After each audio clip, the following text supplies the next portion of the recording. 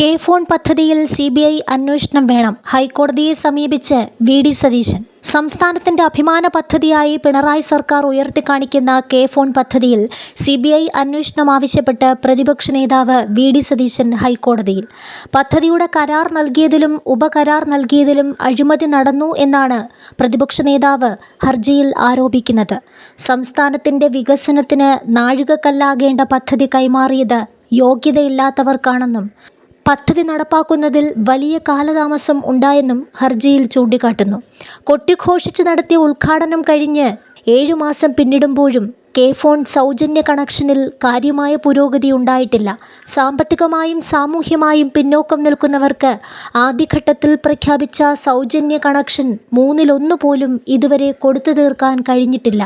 കഴിഞ്ഞ വർഷം June 5-നായിരുന്നു K phone പദ്ധതിയുടെ ഉദ്ഘാടനം.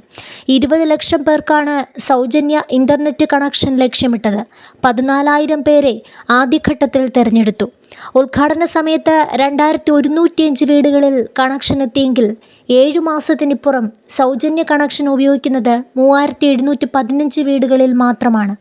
17,412 ഓഫീസുകളുടെ കണക്ക് 7 മാസത്തിനു മുമ്പ് പറഞ്ഞ മുഖ്യമന്ത്രി ഇക്കഴിഞ്ഞ ദിവസം പറഞ്ഞ കണക്കനുസരിച്ച് അത് 18,063 ആയതേ ഉള്ളൂ. ആദ്യഘട്ട സൗജന്യ കണക്ഷൻ ഉദ്ഘാടനം കഴിഞ്ഞ് 1 മാസത്തിനകം എന്ന വാക്ക് 7 മാസമായിട്ടും പാലിക്കാൻ കെ ഫോണിന് ഇതുവരെ കഴിഞ്ഞിട്ടില്ല. മാത്രമല്ല 14,000 വീടുകളുടെ കൃത്യമായ വിവരങ്ങൾ ഇതുവരെ സർക്കാർ ലഭ്യമാക്കിയിട്ടുമില്ല.